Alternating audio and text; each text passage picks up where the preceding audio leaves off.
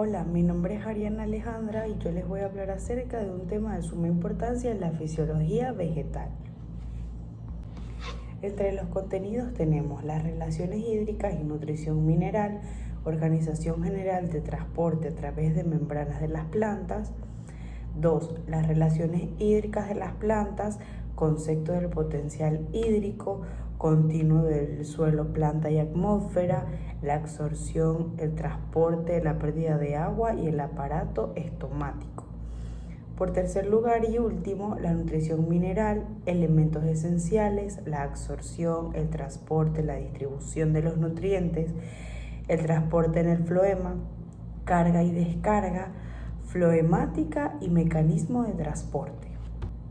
Para comenzar, debemos saber que la relación entre las plantas y el agua es crucial para una supervivencia y desarrollo, así como para los procesos fisiológicos. Las relaciones hídricas abarcan la absorción, el transporte y la pérdida de agua en las plantas, vinculándose estrechamente con la nutrición mineral. La relación hídrica y la nutrición mineral son procesos interdependientes en las plantas. Un suministro adecuado de agua es esencial para la absorción, el transporte y la utilización eficiente de los nutrientes minerales, mientras que una nutrición equilibrada contribuye a mantener la integridad de las membranas y la función metabólica necesaria para el manejo óptimo del agua. Comprender esta intriga y relación es fundamental para la agricultura y la horticultura, permitiendo organizar condiciones de crecimiento y asegurar la salud y productividad de las plantas. Tipo de transporte se divide en dos: transporte pasivo y transporte activo. El transporte pasivo nos habla que este tipo de transporte no requiere que la planta gaste energía metabólica. Se basa en el movimiento de sustancias a favor de un gradiente de concentración o potencial electroquímico. Piénsalo como dejar una pelota ruede hasta abajo. El transporte activo nos dice que, a diferencia del transporte pasivo, este requiere que la planta invierta energía para mover sustancias en contra de su gradiente de concentración, potencial electroquímico. Es como empujar una pelota cuesta arriba. Entre la organización general se dividen en absorción de las raíces. Las células de las raíces utilizan una combinación de transporte pasivo y activo. El transporte a corta distancia. Una vez dentro de la raíz, el agua y los nutrientes se mueven a través de capas de las células y hacen que el cilindro vascular central, a través de las vías principales, que es la vía apoplástica y vía simplástica. El transporte a larga distancia nos dice que es el agua y los nutrientes minerales absorbidos en la raíz, que son transportados a las partes del área de las plantas, como los tallos, las hojas, las flores, los frutos, a través del xilema, y es un tejido vascular especializado. El transporte de azúcares.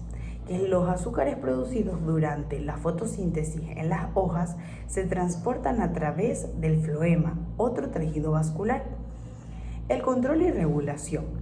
El transporte a través de las membranas está finamente regulado por diversos factores internos y externos. La expresión de las proteínas transportadoras pueden ajustarse sus respuestas a las señales. Las relaciones hídricas de las plantas abarcan todos los procesos relacionados en el agua dentro de la planta, desde su absorción por las raíces hasta su pérdida de transpiración a través de las hojas. Entre ellas encontramos el potencial hídrico, que es una medida de energía del agua en un sistema que determina dirección y el movimiento del agua. El continuo suelo, planta y atmósfera es el agua que se transporta desde el suelo hacia la planta y luego hacia la atmósfera. Y en este proceso ocurren tres etapas muy importantes, que es la absorción del agua, que las raíces absorben el agua gracias al suelo y a la diferencia del potencial hídrico. El transporte del agua, que una vez dentro de la planta, el agua es transportada a través del xilema por los mecanismos como la comprensión de la raíz hasta la fuerza de cohesión. y acción de las moléculas. Y la pérdida de agua, que la transpiración ocurre cuando el agua se evapora a través de estomas en las hojas y se libera en la atmósfera. Este proceso genera una fuerza de succión que ayuda a que el agua siga ascendiendo por la planta. Y por último, el aparato estomático, que juega un papel crucial en la regulación de la transpiración y el intercambio gaseoso. Está formado por estomas que son rodeados de células oclusivas que controlan apertura y cierre. Cuando las estomas están abiertas, el agua se evapora de la superficie de la hoja y se pierde en la atmósfera. Y la apertura y cierre de los estomas dependen de los factores como la disponibilidad del agua, la luz, la temperatura y la concentración. La nutrición mineral. La nutrición en las plantas es fundamental para poder su crecimiento, su desarrollo, y que se refiere a la absorción, transporte y distribución de nutrientes, minerales y esenciales. Entre los elementos esenciales encontramos los macronutrientes, que son necesarios en grandes cantidades: el nitrógeno, el fósforo, el potasio, el calcio, el magnesio y el azufre. Y los micronutrientes, que es necesario en pequeñas cantidades, como lo son el hierro, el manganeso, el zinc, el cobre, el boro y el cloro. La absorción se realiza en la zona de los pelos radiculares mediante transportadores específicos en las membranas celulares.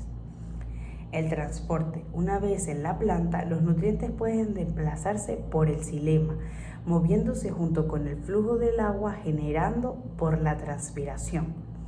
Y la distribución, que los elementos se envían a hoja, fruto, tallos y otras estructuras según las demandas metabólicas y fisiológicas del organismo. El transporte en el floema.